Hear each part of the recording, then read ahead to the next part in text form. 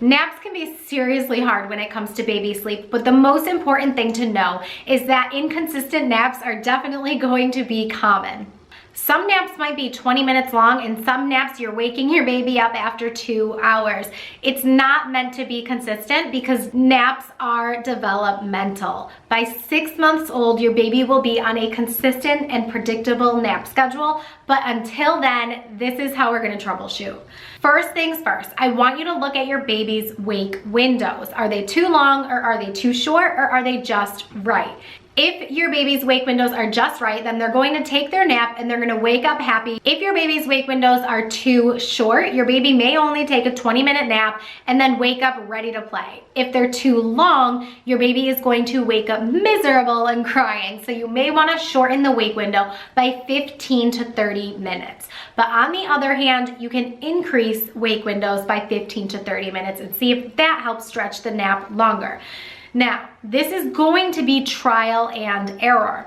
If you're finding that your wake windows are fine, your baby is just a short cat napper, then you can help your baby extend their nap. This means that if your baby is taking a pacifier and you notice that the pacifier fell out and your baby woke up, you can quickly reinsert the pacifier and help your baby fall back asleep. Also, you can rock your baby back to sleep and just hold your baby for the rest of the nap. Anything longer than an hour is generally ideal. So if your baby takes a 20 to 30 minute nap and you end up having a contact nap for the rest of the nap, it's totally fine to hold your baby for another 30 to 45 minutes.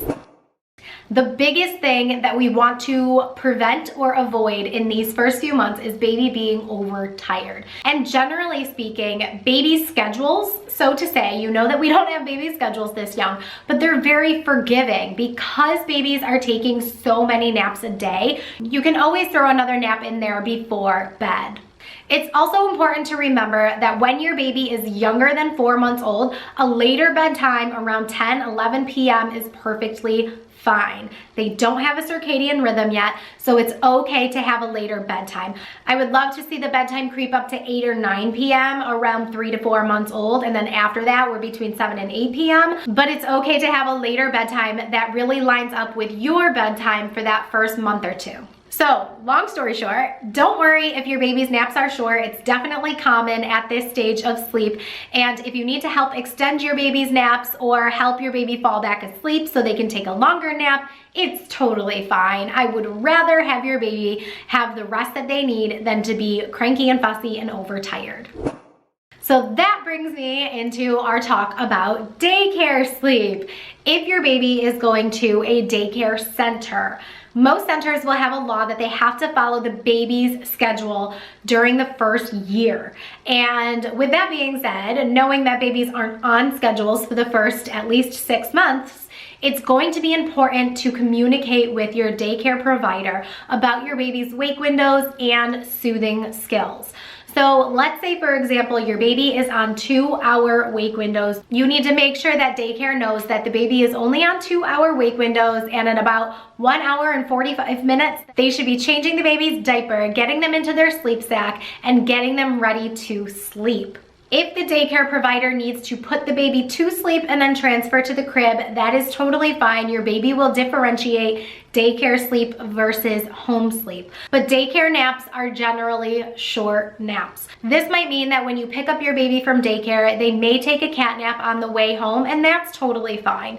If you have a very short drive, which a lot of people do, it would be beneficial to kind of drive the long way, stopping at a Starbucks, sit in the driveway for a few minutes, and let your baby sleep for at least 20 minutes. This quick little cat nap is just going to help your baby bridge the gap until bedtime, and hopefully you'll be able to have a happy and cheerful evening with your baby instead of miserable and grumpy. Definitely communicate with the daycare provider what your sleep expectations are and how you expect them to get your baby to sleep, and if they're having a particularly rough day of sleep with your baby, to let you know when you pick up your baby so you can prepare ahead of time to give your baby a cat nap when you get home so that bedtime doesn't get too late. If you offered your baby a cat nap and they're still extremely tired and not getting the amount of sleep that they need during the day in order to sleep well at night, you're going to want an earlier bedtime. Generally speaking, 30 to 60 minutes earlier for bed when babies are in daycare and not getting as restorative sleep as they would at home, 30 to 60 minutes earlier for bedtime is completely normal. I will say that daycare sleep does get easier as your baby grows and moves into a classroom where all the kids in the room are sleeping at the same time. It gets a lot easier for kids to sleep. But generally the babies in a baby classroom, they have some FOMO and they see all the other kids in the classroom playing and they struggle to sleep. And especially if they sleep for 30 to 45 minutes, it's hard for them to connect another sleep cycle because there's so much stimulation in the classroom. Ask your daycare provider if you can bring in a travel white noise machine. And if you're using an in-home daycare, they don't have as strict of regulations and state laws. You can always ask your daycare provider if you can provide them a slumber pod for over a pack and play for nap time. All in all, short naps and daycare sleep is going to improve over time. I know it seems difficult in the moment, but there is light at the end of the tunnel and you will get your long naps and perfect sleep at night.